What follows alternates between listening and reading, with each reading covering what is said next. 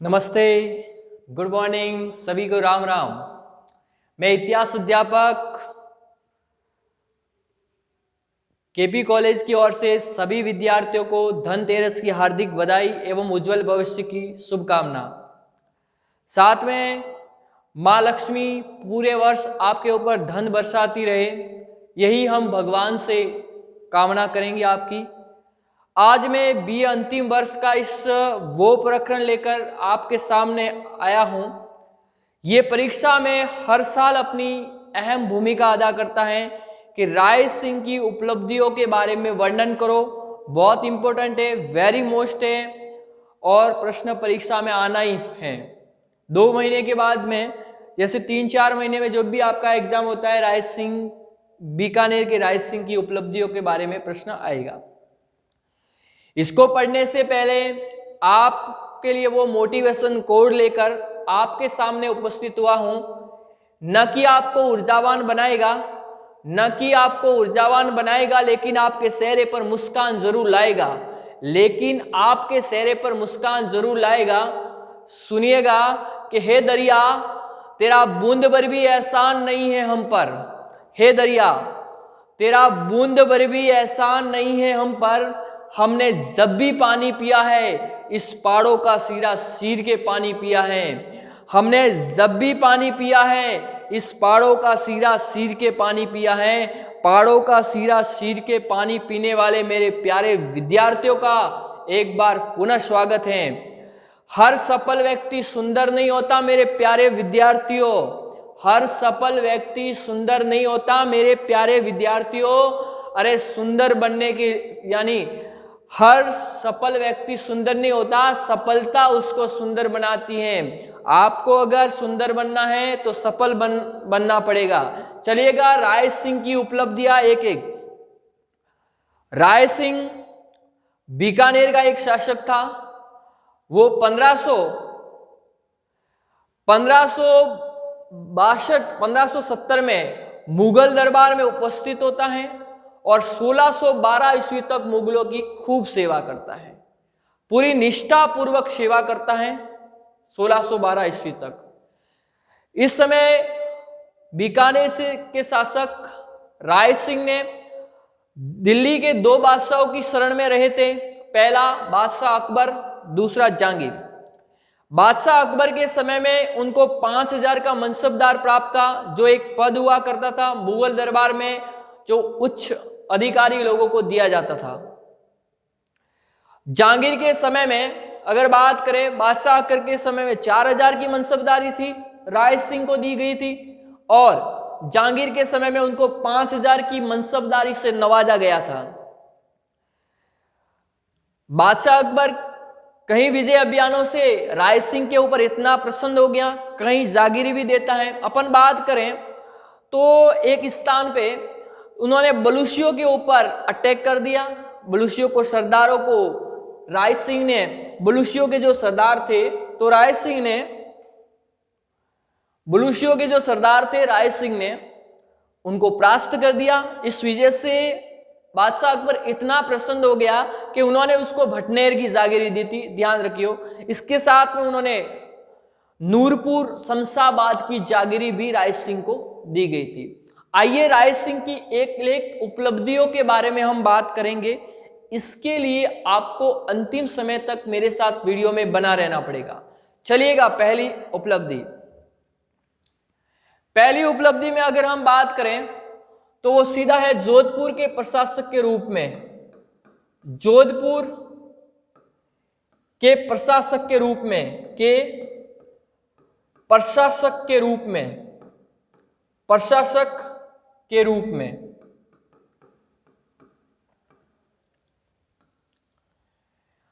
बादशाह अकबर ने राय सिंह को 1572 ईस्वी के अंतर्गत जोधपुर का प्रशासक नियुक्त किया। किसको? राय सिंह को।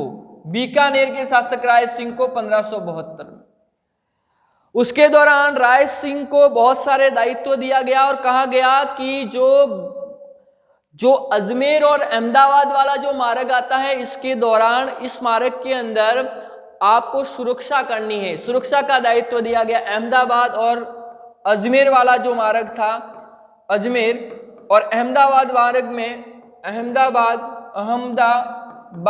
जिसे अहमद शाह ने बचाया था, ध्यान रखना बहुत ही इंपॉर्टेंट प्रश्न है, अहमदाबाद, इसके बीच में अगर कोई भी घटना होती है उनकी सुरक्षा का दायित्व आपके पास में रहेगा, राय सिंह को कहा गया।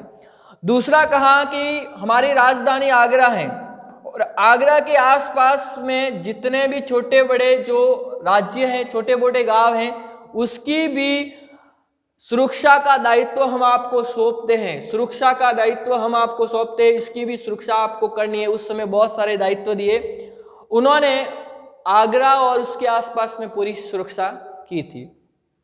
साथ में उन्होंने कहा कि आपको जोधपुर में शांति व्यवस्था स्थापित करनी है। जोधपुर में क्या करनी है?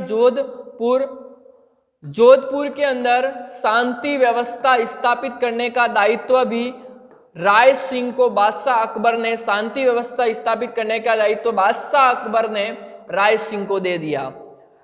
यहां रहते हुए राय सिंह ने इस जोधपुर के अंदर कई मालदेव के बड़े फैन लोग थे, मालदेव के समर्थक भी बहुत थे। मालदेव बड़ा हस्मत वाला राजा था, 52 युद्धों का विजेता था, 18 परगनों का शासक था, बहुत शक्तिशाली था, उसके बहुत सारे समर्थक थे। इस जोधपुर में रहते हुए उन्होंने मालदेव के समर्थकों की क्या कर दी? खात्मा कर दिया, उसका दमन कर दिया। एक दयालदास रिख्यात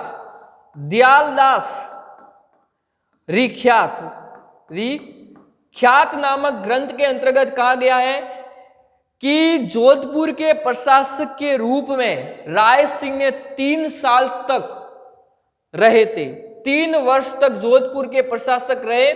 ये दयालदास की ख्यात के अनुसार कहा गया है कि राय सिंह 3 वर्ष तक जोधपुर के प्रशासक के रूप में रहे, ये आपको याद रखना है।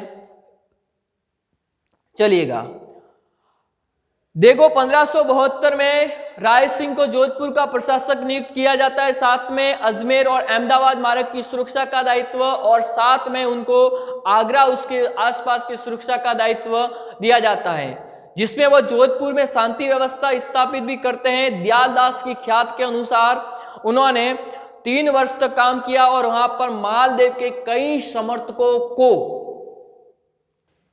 का दमन किया। चलिएगा, जोधपुर के प्रशासक के रूप में अगले बिंदु की अगर हम बात करें तो वो सीधा अगला बिंदु है राय सिंह द्वारा मिर्जा बंधुओं का दमन।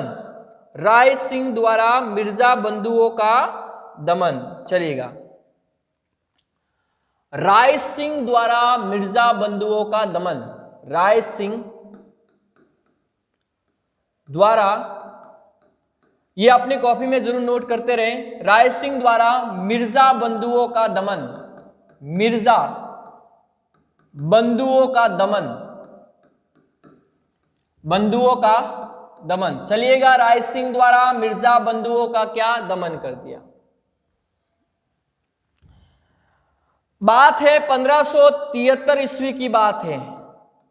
1573 ईस्वी में गुजरात में मिर्जा बंधुओं का शासन था और गुजरात में 2 मिर्जा बंधु 2 शासन किया करते थे। एक का नाम था इब्राहिम मिर्जा, ध्यान रखियो, मिर्जा बंधु में इब्राहिम मिर्जा। दूसरे का नाम था हुसैन मिर्जा। क्या नाम था? हुसैन मिर्जा का शासन हुआ करता था। 1573 ईस्वी में स्वयं राय सिंह को इब्राहिम मिर्जा का दमन करने के लिए भेजा गया। 1573 ईस्वी में राय सिंह ने अटैक किया इब्राहिम मिर्जा पर, जिसमें इब्राहिम मिर्जा पराजित होता है। क्या हो जाता है? पराजित, हार हो जाती है, पराजित हो जाने के बाद में इतना घबरा जाता है कि वो पंजाब की ओर चला जाता है, भागकर पंजाब की ओर चला गया। इतना घबरा गया किसकी? उसकी विशाल सेना देखकर राय सिंह की। फिर इसके बाद में बादशाह अकबर हुसैन मिर्जा का दमन करने के लिए स्वयं जाता है और साथ में अपनी सहायता के लिए बीकानेर के शासक राय सिंह को भी लेकर जाता है कि राय सिंह आपको चलना पड़ेगा। दोनों ने 1573 ईस्वी के आसपास उन्होंने हुसैन मिर्जा के ऊपर अटैक कर दिया और इस युद्ध के अंदर राय सिंह ने वीरता पूर्वक सैनिक प्रतिभा का संचालन किया और उनकी वीरता पूर्वक सैनिक संचालन करता हुआ उसने हुसैन मिर्जा को पराजित कर दिया और उसको बंदी बना दिया। किसने? राय सिंह ने। बंदी बनाकर राय सिंह ने उसको बंदी बनाकर बादशाह अकबर को सौंप दिया, चलो मैंने हुसैन मिर्जा को बंदी बना दिया है। बहुत वीर था राय सिंह, बंदी बनाकर दे दिया। इसके बाद में अकबर इस हुसैन मिर्जा को राय सिंह को सौंपते हैं। फिर राय सिंह और आमेर के शासक भगवंत दास दोनों विचार विमर्श करके हुसैन मिर्जा को वध करवाते हैं, मौत के घाट उतार देते हैं। वध करवाते, क्या करवाते हैं? वध करवा देते, मौत के घाट उतार देते हैं। इसी प्रकार दोनों मिर्जा बंधुओं का क्या हो गया? अंत हो गया। और इस विजय से बादशाह अकबर इतना प्रसन्न हो गया राय सिंह के ऊपर। बादशाह अकबर राय सिंह से बहुत अधिक प्रसन्न हुआ, खुश हुआ और प्रसन्न होकर बादशाह अकबर ने अपने बेटे सलीम, ये सलीम उसके बचपन का नाम है और उसका असली नाम था जहांगीर, के साथ में अकबर ने राय सिंह की पुत्री की शादी करवा दी। किसकी? उसके पुत्री की शादी करवा दी, जिसके कारण राय सिंह का मान सम्मान मुगल दरबार में और भी बढ़ गया। चलो, प्रसन्न हुआ, जागीर के साथ में उसकी शादी करवा दी। 1573 ईस्वी में बादशाह अकबर और राय सिंह ने मिलकर मिर्जा बंधुओं के विद्रोह का दमन किया, जिसमें इब्राहिम मिर्जा युद्ध भूमि को छोड़कर पंजाब की ओर चला गया और मिर्जा बंधु को हुसैन मिर्जा को बंदी बनाया गया। बाद में राय सिंह और भगवंत दास की सलाह पर उसको मौत के घाट उतार दिया गया और उनकी इस वीरता को देखकर राय सिंह की वीरता को देखकर बादशाह अकबर ने अपने बेटे जहांगीर की शादी राय सिंह की बेटी से करवा दी, जिसके कारण राय सिंह का कद और भी मुगल दरबार में ऊंचा हो गया। चलिएगा, राय सिंह द्वारा मिर्जा बंधुओं का दमन, टाइम पीरियड था 1573 ईस्वी। चलिएगा, अगले बिंदु की अगर हम बात करें तो अगला बिंदु चंद्रसेन के विरुद्ध अभियान। तीसरा बिंदु है राव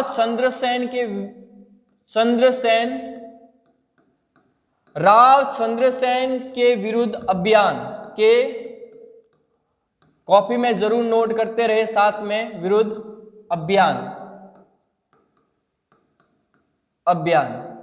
राव चंद्रसेन के विरुद्ध अभियान। राव चंद्रसेन बादशाह अकबर की अधीनता मानने के लिए स्वीकार नहीं था कि मैं मुगलों की अधीनता स्वीकार नहीं करूंगा। इसलिए राव चंद्रसेन को महाराणा प्रताप का अग्रगामी, कई बार कंपटीशन एग्जाम में पूछा जाता है, और भूला बिसरा शासक कहते हैं राव चंद्रसेन को महाराणा प्रताप का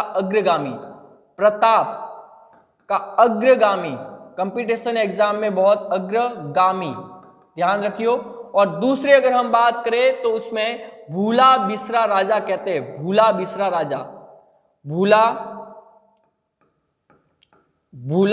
राजा, ये भी साथ में नोट करते रहे, भूला बिसरा राजा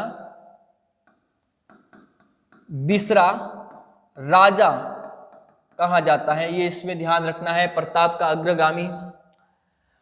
राव चंद्रसेन उनकी अधीनता मानने के लिए स्वीकार नहीं थे, तो राय सिंह को राव चंद्रसेन के विरुद्ध 1574 ईस्वी को उनके विरुद्ध भेजा। राय सिंह सबसे पहले राव चंद्रसेन के ऊपर आक्रमण करने से पहले वो सोजत पर अटैक करता है, और सोजत पर राव चंद्रसेन का भतीजा कल्ला का शासन था, वो उनके ऊपर अटैक करता है। कल्ला बहुत घबरा जाता है और उनको बादशाह अकबर के सामने आत्मसमर्पण करने के लिए मजबूर किया जाता है और कल्ला बादशाह अकबर की अधीनता स्वीकार करता है। सोजत की मेहंदी बड़ी प्रसिद्ध है, ध्यान रखना, सोजत की मेहंदी बड़ी प्रसिद्ध है। सोजत पाली जिले के अंदर है, कंपटीशन में ध्यान, ये कल्ला। उस समय राव चंद्रसेन को अपना जोधपुर छोड़कर एक स्थान पर शरण लेना पड़ा था, वो है स्थान है सिवाना, ध्यान रखियो। कहाँ शरण? सिवाना। सिवाना है। मारवाड़ राजाओं को जब कोई संकट उत्पन्न होता था तो वो सीधे सिवाना दुर्ग के अंदर चले जाते थे, इसलिए उसको संकटकालीन राजधानी कहा जाता सिवाना। जब मेवाड़ वालों के लिए कोई समस्या उत्पन्न हो जाती थी तो वो कुमलगढ़ दुर्ग के अंदर जाते थे, ये उसकी संकटकालीन राजधानी थी। और ये कुमलगढ़ जो दुर्ग है वो राजसमंद जिले में है, याद रखियो, ध्यान रखना, सिवाना। उस समय राव चंद्रसेन सिवाना के ऊपर थे, सिवाना पे थे, तो राय सिंह ने सिवाना दुर्ग पर आक्रमण कर दिया। उस समय टाइम पीरियड 1574 ईस्वी था, आक्रमण कर दिया, अटैक कर दिया। लेकिन जब राय सिंह को लगा कि राव चंद्रसेन के ऊपर सफलता प्राप्त होने वाली नहीं है, उनको सफलता प्राप्त नहीं हुई, तो राय सिंह ने अतिरिक्त सेना की मांग की। तो बादशाह अकबर ने राय सिंह को पुनः दिल्ली बुलाया और दूसरे सेनापति को भेजा जिसका नाम था शाहबाज खां। क्या नाम था? शाहबाज खां के नेतृत्व में एक सेना सिवाना के ऊपर राव चंद्रसेन के ऊपर आक्रमण करने के लिए भेजी। तब टाइम पीरियड था 1576 ईस्वी, ध्यान रखना। शाहबाज खां और राव चंद्रसेन के मध्य घमासान युद्ध हुआ और इस युद्ध में राव चंद्रसेन पराजित हुआ और शाहबाज खां की विजय हुई और 1576 में सिवाना पर अधिकार हो गया बादशाह अकबर का। ध्यान रखना, सिवाना पर ध्यान रखना। बादशाह अकबर ने राय सिंह के नेतृत्व में 1574 ईस्वी में सिवाना के दुर्ग पर आक्रमण करने की योजना बनाई। राय सिंह विशाल सेना लेकर सबसे पहले सोजत नामक स्थान पर जाता है जहां राव चंद्रसेन का भतीजा कल्ला का शासन था और कल्ला को बादशाह अकबर की अधीनता स्वीकार करने के लिए बाध्य किया जाता है और वो अधीनता भी स्वीकार करता है। इसके बाद में राव चंद्रसेन के विरुद्ध अभियान चलाता है लेकिन उसको सफलता हाथ नहीं लगती है। तो बाद में शाहबाज खां के नेतृत्व में सिवाना पर अटैक करवाया जाता है 1576 में और उस समय सिवाना उस मुगल बादशाह अकबर के अधीन आ जाता है। चलिएगा अगले बिंदु की बात करें, एक एक बिंदु को अपनी कॉपी में जरूर नोट करते रहे, आपको समझ में आ जाएगा। चलिएगा हम सीधा अब आपको सिरोही ले जाएंगे। सिरोही के सुल्तान के विरुद्ध अभियान। सिरोही के शासक हुआ करते थे सिरोही के राजा सुल्तान के विरुद्ध अभियान। सुल्तान के विरुद्ध अभियान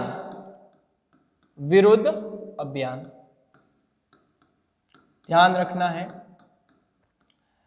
जब उन्होंने सिरोही के राजा सुल्तान के विरुद्ध आक्रमण किया तब उसका जो टाइम पीरियड था 1575 ईस्वी। 1575 ईस्वी को किसने आक्रमण किया था? अकबर के सेनापति राय सिंह के द्वारा। किसके द्वारा? राय सिंह के द्वारा, याद कीजिएगा 1576। सिरोही के शासक राजा सुल्तान बड़े शक्तिशाली थे, बादशाह अकबर की अधीनता स्वीकार करने के लिए तैयार नहीं थे। तो 1575 के अंतर्गत सिरोही के शासक राव सुल्तान के ऊपर अटैक कर दिया गया जिसमें राव सुल्तान ये पराजित हुए। क्या हुए? पराजित हुए। इधर उन्होंने उस समय 1575 में जालोर पर भी अटैक कर दिया। जालोर, ये ध्यान रखना, उस समय जालोर पर भी साथ में राय सिंह ने अटैक कर दिया था। जालोर पर आक्रमण, ये भी 1575 में। उस समय जालोर पर जो शासन राज करने वाला था वो था ताज खां। कौन था? ताज खां ने मुगलों की अधीनता स्वीकार की और मुगल दरबार में उपस्थित हुआ था। उधर से राव सुल्तान सिरोही से देवड़ा शासक थे, ये भी मुगल दरबार में उपस्थित हुए थे, ध्यान रखना, दरबार में। लेकिन जैसे ही वह मुगल दरबार में उपस्थित हुए, उनको बादशाह अकबर की बात अच्छी नहीं लगी, दरबार अच्छा नहीं लगा। बिना कुछ बताए वो सीधे सिरोही के शासक राव सुल्तान इस दरबार को छोड़कर चले गए। ये बात बादशाह अकबर को बिल्कुल अच्छी नहीं लगी और बादशाह अकबर इसका बदला लेना चाहते थे। उसने जैसे ही दरबार पूरा हुआ तो बादशाह अकबर ने राय सिंह को बुलाया कि तुम तुरंत प्रभाव से देवड़ा सुल्तान का दमन करके आओ, उसको अपने अधीन करो। तो राय सिंह के नेतृत्व में एक विशाल सेना 1575 में राव सुल्तान के विरुद्ध राय सिंह के नेतृत्व में राव सुल्तान के ऊपर क्या कर दिया, अटैक कर दिया। दोनों के मध्य घमासान युद्ध हुआ जिसमें राव सुल्तान पराजित हुआ। ये उस समय टाइम पीरियड था 1577 में। पराजित हो जाने के बाद वह पुनः मुगल दरबार में उपस्थित होता है। तब टाइम पीरियड था 1577 ईस्वी में। उपस्थित होकर बादशाह अकबर की अधीनता स्वीकार करता है, उनकी हर शर्तें को मानता है। कौन? राव सुल्तान। पहले तो यू दरबार को छोड़कर चला गया, फिर बाद में वापस उपस्थित होता है 1577 में, और फिर वो क्या करता है पता है? फिर वो उनकी सारी शर्तें को मानता है। वो इसी प्रकार सिरोही का राज्य और जालोर का राज्य बादशाह अकबर की अधीन आ जाते हैं। इसके बाद में वो बादशाह अकबर की शरण में रहता है। राय सिंह ने इसमें अपनी अहम भूमिका यानी अच्छी भूमिका उन्होंने इस पर सिरोही दरबार यानी अदा कर दी थी। फिर इसके बाद में इस सुल्तान का एक भाई था जिसका नाम है बीजा राठौड़। बीजा राठौड़ है, वो राय सुल्तान को बहुत परेशान करता था। सुल्तान ने एक दिन राय सिंह से कहा कि मेरा जो भाई है वो सिरोही के अंदर जिसका नाम है बीजा राठौड़ मुझे बहुत अधिक परेशान करता है, आप अपनी सेना से मेरी सहायता करो। तो राय सिंह ने सुल्तान की सहायता करने के लिए बीजा राठौड़ के ऊपर अटैक कर दिया, जिसमें बीजा राठौड़ पराजित हुआ। और इस विजय के उपलक्ष्य में राव सुल्तान ने सिरोही का आधा राज्य मुगलों को दे दिया। सिरोही का आधा राज्य मुगलों को दे दिया था, ध्यान रखना है। ये आपको बीजा राठौड़ को पराजित कर दिया। इसके बाद में इतने खुश होकर राव सुल्तान ने सिरोही का आधा राज्य मुगलों को दे दिया था। इसमें राय सिंह की अपनी अहम भूमिका रही थी। और इस राय सिंह की इन सेवाओं से प्रसन्न होकर बादशाह अकबर इतना प्रसन्न हो गया सिरोही और जालोर पर अधिकार करने के बाद, तो उन्होंने उनको 51 परगने की जागीरी पुरस्कार के रूप में दी थी। 51 परगने की जागीरी उनको पुरस्कार स्वरूप भेंट की गई थी। किसको? सिरोही और जालोर पर अधिकार करने के बाद राय सिंह को बादशाह अकबर ने 51 परगनों की जागीरी प्रदान की थी। ध्यान रखियो, ये आपका सिरोही पर था। सिरोही पर अटैक किया 1575 में। तब सुरेश के शासक थे राव सुल्तान और जालोर के उस समय शासक थे ताज का। दोनों परास्त होते हैं, मुगल दरबार में उपस्थित रहते हैं, मुगलों की अधीनता स्वीकार करते हैं। और इन विजयों से बादशाह अकबर राय सिंह से इतना प्रसन्न हो जाता है कि उनको 51 परगने हैं वो पुरस्कार स्वरूप उनको प्रदान करता है। आइए, ये जिस प्रकार सिरोही पर और जालोर पर उसका अधिकार हुआ। चलिएगा अगले बिंदु की अगर हम बात करें, स्टेप बाय स्टेप चलेंगे तो काबुल के विद्रोह का दमन। काबुल के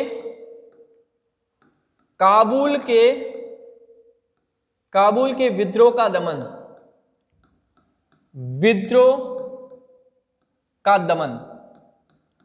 काबुल के विद्रोह का दमन। चलिएगा अगला बिंदु है काबुल के विद्रोह का दमन। काबुल के विद्रोह का दमन। काबुल पर उस समय एक शासक हुआ करता था जिसका नाम था मिर्जा हकीम। बहुत शक्तिशाली शासक था मिर्जा हकीम। क्या नाम था? मिर्जा हकीम।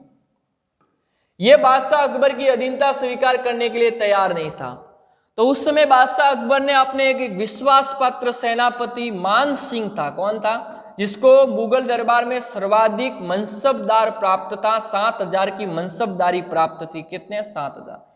मान सिंह के नेतृत्व में मिर्जा हकीम के विरुद्ध आक्रमण करने के लिए भेजा, एक सेना भेजी। तब उसका टाइम पीरियड था 1581 ईस्वी में। वहां जाकर जब मान सिंह को सफलता नहीं मिली तो मान सिंह ने बादशाह अकबर को अतिरिक्त सेना की मांग कर दी। तो बादशाह अकबर ने राय सिंह को इस बात मान सिंह की सहायता के लिए भेजा। राय सिंह कहाँ के थे? बीकानेर के शासक के राय सिंह को भेजा। फिर दोनों शाही सेना ने मिलकर मिर्जा हकीम को परास्त किया और मुगलों की अधीनता स्वीकार करने के लिए बाध्य किया। मुगलों की अधीनता स्वीकार कर दी। उसी समय 10 अगस्त 1581 को, उसी समय जैसे ही युद्ध पूरा हुआ, 10 अगस्त की बात है, 10 अगस्त 1581 ईस्वी में स्वयं बादशाह अकबर काबुल आए। और जैसे ही वो काबुल आए तो मिर्जा हकीम को पेश किया गया और मिर्जा हकीम ने बादशाह अकबर के सामने आत्मसमर्पण किया और अपने द्वारा की गई गलतियों की माफी मांगी। उन्होंने, किसने? मिर्जा हकीम ने, ध्यान रखना। और काबुल पर जो अधिकार कब हुआ? 10 अगस्त 1581 में, ध्यान रखियो।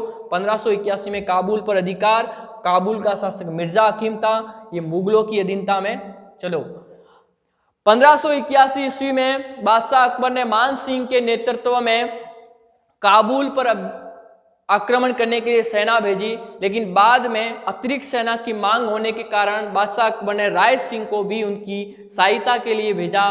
बाद में इन शाही सेनाओं ने मिलकर मिर्जा हकीम की सेना को खूब रौंद डाला, जिसमें मजबूर होकर मिर्जा हकीम को बादशाह अकबर के सामने और उनके सेनापतियों के सामने घुटने टेकने पड़े और आत्मसमर्पण करना पड़ा। उसी समय बादशाह अकबर काबुल आया हुआ था 10 अगस्त 1581 में, जिसमें मिर्जा हकीम खूब बादशाह अकबर से अपनी माफीनामा मांगता है, गलतियों के लिए मुझे माफ किया जाए।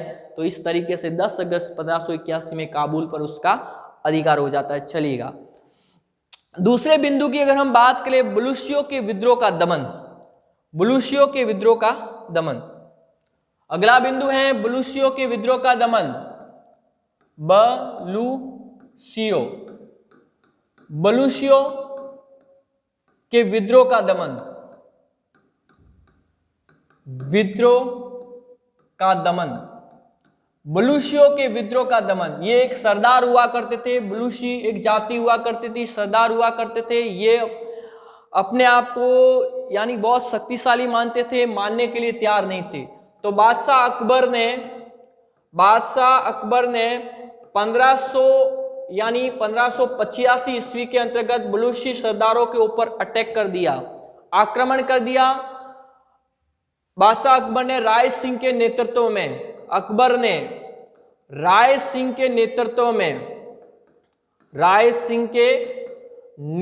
में एक सेना भेजी 1585 में, जिसमें बलूची सरदार परास्त हुए और कहीं बलूचियों को मौत के घाट भी उतार दिया गया। और इन बलूची सरदारों का दमन करने के उपलक्ष्य में अकबर राय सिंह से इतना प्रसन्न हो जाता है कि वो अकबर राय सिंह को भटनेर की जागीरी देता है, भटनेर की। बाद में उसकी चिंता भी है, लेकिन राय सिंह के द्वारा क्षमा याचना करने के बावजूद उसको पुनः लौटाई जाती है, भटनेर की जागीरी दी गई। बलूचियों के ऊपर अधिकार करने के बाद राय सिंह को भटनेर की जागीरी, ये कई बार कंपटीशन एग्जाम में आया है कि किसके ऊपर विजय प्राप्त करने के बाद राय सिंह को भटनेर की जागीरी दी गई थी। वो बलूची सरदारों के ऊपर आक्रमण करने के बाद अकबर ने राय सिंह के नेतृत्व में 1585 में बलूची सरदारों के ऊपर अटैक करने के लिए एक विशाल सेना भेजी, जिसमें बलूची सरदार परास्त हो गए। और उनकी इस वीरता से बादशाह अकबर प्रसन्न होकर राय सिंह को भटनेर की जागीरी प्रदान करते हैं। चलिएगा, अगले बिंदु की अगर बात करें तो अगला बिंदु हम सीधा ठट्टा के शासक के विरुद्ध करेंगे। ठट्टा के विरुद्ध अभियान। चलिएगा,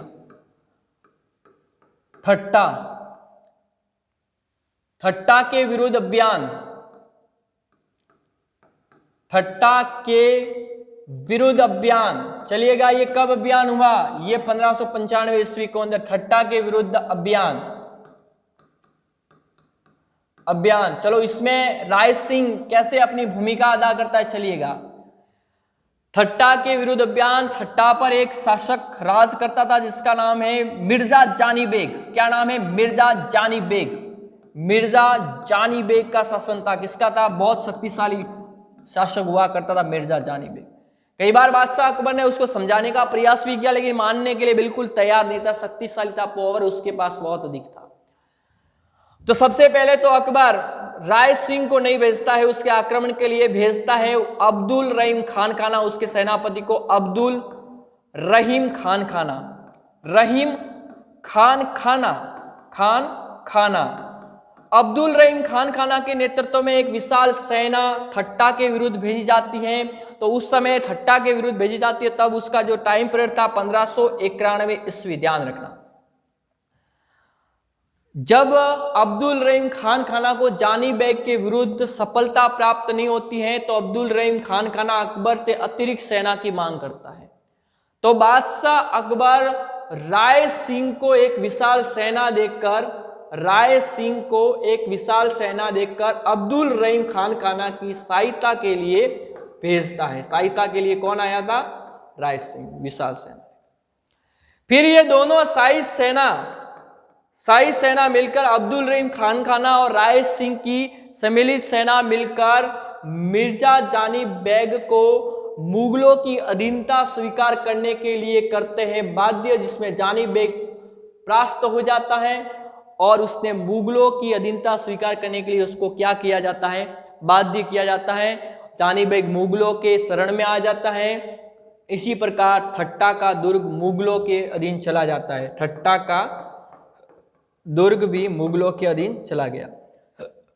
अकबर ने ठट्टा के ऊपर आक्रमण 1591 ईस्वी में किया था, सेनापति अब्दुल रहीम खान खाना के नेतृत्व में। बाद में राय सिंह की सहायता से इस ठट्टा पर विजय प्राप्त करता है। मिर्जा जानी बेग इस में परास्त हो जाता है, मुगलों के अधीन आ जाता है, मुगलों की अधीनता स्वीकार करता है। इसी प्रकार ठट्टा मुगलों के पास आ जाता है। चलिएगा, इसको भी अपनी कॉपी के अंदर अच्छी तरह से आप इसको तैयार कीजिएगा, आपको अच्छी तरह से इसको समझ में आ जाएगा। चलिएगा अगले बिंदु के, अकबर के अंतिम वर्ष और राय सिंह।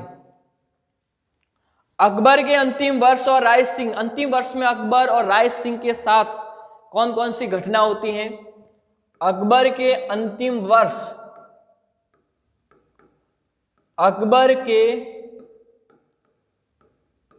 अंतिम वर्ष व राय सिंह, उस समय की घटना की बात करो। एक दिन क्या हुआ कि बादशाह अकबर से मिलने के लिए उसका ससुर नासिर खां अकबर से मिलने के लिए आया। नासिर खां अकबर से मिलने के लिए आगरा आया हुआ था, लेकिन नासिर खां है ये बड़ा बदमाश आदमी था, कुछ हरकतें कर दी। उस वहां पर आगरा में एक महिला से छेड़छाड़ी करता है। कौन? नासिर खां। जब ये जो महिला सीधी जाकर राय सिंह से ये सारी घटना बताती है कि इसने मेरे साथ में छेड़छाड़ी की है, तो राय सिंह अपने एक मंत्री को बुलाकर नासिर खां को खूब पिटवाता है। जब उसकी खूब पिटाई होती है तो वो बादशाह अकबर के पास में जाता है कि आपके दरबार में एक छोटा सा मामूली सा मंत्री ने मुझे पिटवा दिया है, जिससे उसके बहुत सारे नासिर खां के द्वारा कान भरे जाते हैं। बादशाह के अकबर के कान भरे जाते हैं। क्या भरे गए? कान भरे गए बादशाह अकबर के। इस घटना को लेकर बादशाह अकबर राय सिंह से नाराज हो जाता है। जैसे ही बादशाह अकबर राय सिंह से नाराज हो जाता है तो बादशाह अकबर ने उनको एक जागीर दी थी, भटनेर की जागीरी। भटनेर की जागीरी छीन लेता है। क्या लेता है? भटनेर की जागीरी क्या ली? छीन ली।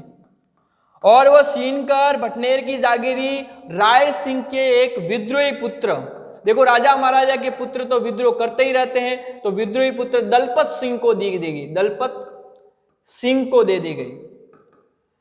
इसके बाद में राय सिंह बादशाह अकबर से क्षमा याचना करता है और माफी मांगता है, और माफी क्षमा याचना करने के बाद भटनेर की जो जागीरी है पुनः वापस लौटा दी जाती है। किसको लौटाई दी जाती है? वापस उनको लौटा दी जाती है राय सिंह को अकबर के द्वारा। उसी समय बात है 1601 ईस्वी में एक घटना घटती है। नासिक में एक विद्रोह हो जाता है बादशाह अकबर के समय में, और नासिक के विद्रोह का दमन करने के लिए अबुल फजल को भेजा जाता है। किसको भेजा जाता है? अबुल फजल, जिसने अकबरनामा लिखा था। ध्यान रखना, अबुल फजल के द्वारा अकबरनामा लिखा गया है, जिसमें अकबर के बारे में जानकारी प्राप्त होती है, या अकबरनामा भी बोलते हैं और या आईने अकबरी भी कहा जाता है। ध्यान रखना। तो इसके साथ उस अबुल फजल की सहायता के लिए भी राय सिंह को भेजा गया था। इन दोनों ने मिलकर नासिक के विद्रोह का क्या कर दिया? पूरी तरह से दमन कर दिया।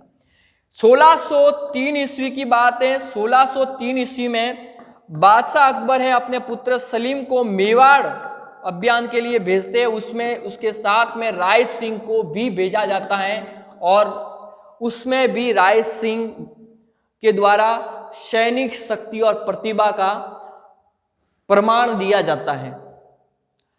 और इन सारी विजयों से बादशाह अकबर इतना प्रसन्न हो जाता है राय सिंह को, तो राय सिंह को एक दो जागीरी और देता है। एक तो देता है शमशाबाद की जागीरी, शमशाबाद की जागीरी, और एक देता है नूरपुर की जागीरी,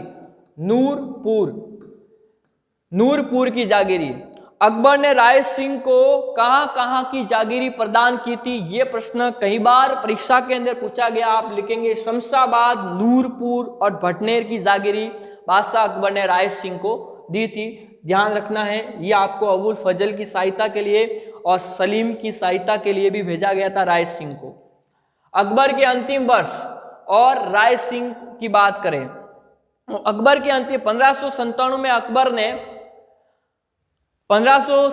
अकबर ने नासिर खां के कहने के अनुसार अकबर राय सिंह से भटनेर की जागीरी छीन लेता है और इस जागीरी को छीनकर उसके पुत्र दलपत सिंह को दे देता है। बाद में राय सिंह के बहुत समय याचना करने पर पुनः उनको जागीरी सौंप दी जाती है।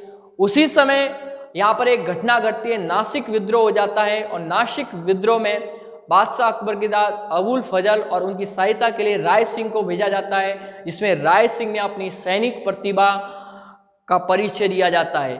और उसी समय 1603 ईस्वी को मेवाड़ अभियान में जब शाहजादा यानी सलीम को भेजा जाता है, उसमें भी राय सिंह को भेजा जाता है। इसमें भी वो बहुत सैनिक प्रतिभा का संचालन करते हैं, जिसकी इन सारी यानी सैनिक प्रतिभा से प्रसन्न होकर बादशाह अकबर 1604 ईस्वी के अंतर्गत उनको शमशाबाद और नूरपुर की जागीरी देते हैं। आइए एक अंतिम बिंदु पर अपन चर्चा करेंगे। चलिए, और ये परीक्षा की दृष्टि से इंपॉर्टेंट है, कॉपी में जरूर बुक में उतारते हैं, लिखते रहें। चलिएगा, राय सिंह और जहांगीर, अब अंतिम रूप से राय सिंह और जहांगीर। राय सिंह व जहांगीर, राय सिंह और जहांगीर की बात करेंगे। चलिएगा, अकबर, ये हमारे बादशाह अकबर हैं। 1605 ईस्वी में बादशाह अकबर का निधन हो जाता है और अगले शासक बनते हैं उसका बेटा जहांगीर। जैसे ही जहांगीर नया राजगद्दी पर बैठता है 1505 ईस्वी में, तो वो बीकानेर के शासक राय सिंह की मनसबदारी व्यवस्था में करता है परिवर्तन, और राय सिंह को 5000 की मनसबदारी दी जाती है। ध्यान रखिए, कितने? 5000 की मनसबदारी जहांगीर ने दी थी। उसी समय जैसे ही वो जहांगीर शासक बनता है, तो उसका एक बेटा था जिसका नाम था खुसरो। टाइम पीरियड है 1606 ईस्वी में उसका बेटा अपने पिता जहांगीर के विरुद्ध विद्रोह कर देता है। क्या कर देता है? विद्रोह कर देता है। तो जैसे ही उसका बेटा विद्रोह करता है, तो स्वयं जहांगीर एक विशाल सेना लेकर खुसरो के विरुद्ध जाते हैं। उस समय राय सिंह को राजधानी का संपूर्ण कार्यभार सौंपकर चले जाते हैं। राय सिंह को राजधानी का संपूर्ण कार्यभार जहांगीर के द्वारा राजधानी का संपूर्ण कार्यभार जहांगीर को सौंपकर चले जाते हैं। ध्यान रखना। फिर जैसे ही वो उनको छोड़कर वो सौंपकर चले जाते हैं, फिर इसके बाद में वो आने के बाद में 1608 ईस्वी को जहांगीर ने राय सिंह को दक्षिण भारत का सूबेदार नियुक्त करता है। यही राय सिंह की दक्षिण भारत का जो सूबेदार है वो राय सिंह की मौत का कारण बन जाता है। और 1612 ईस्वी को एक मध्य प्रदेश में एक स्थान है बुरहानपुर नामक स्थान पर राय सिंह की मौत हो जाती है। बुरहानपुर नामक स्थान पर राय सिंह की मौत हुई। ये मध्य प्रदेश के अंतर्गत है, एमपी में, ध्यान रखना है। वहां पर 1612 ईस्वी में राय सिंह की क्या हो गई थी, मौत हो गई। दक्षिण भारत में राय सिंह जब जाते हैं तो उनको एक फोक का पौधा दिखाई देता है, और फोक का पौधा हमेशा रेगिस्तान में होता है। इस पौधे से वो बहुत सारा संबोधित करते हैं। चलिएगा, ये बहुत अच्छा टॉपिक था। अपने घर जाकर बहुत अच्छी तरह से इसको पढ़िएगा। हम अगले वीडियो में आपको बहुत चित्तौड़गढ़ की ओर ले जाएंगे, रणथंभौर की ओर, जालोर की ओर ले जाएंगे। इसके लिए आपको इंतजार करना पड़ेगा। धन्यवाद। मैं इतिहास अध्यापक आप सभी से विदा लेता हूँ। धन्यवाद।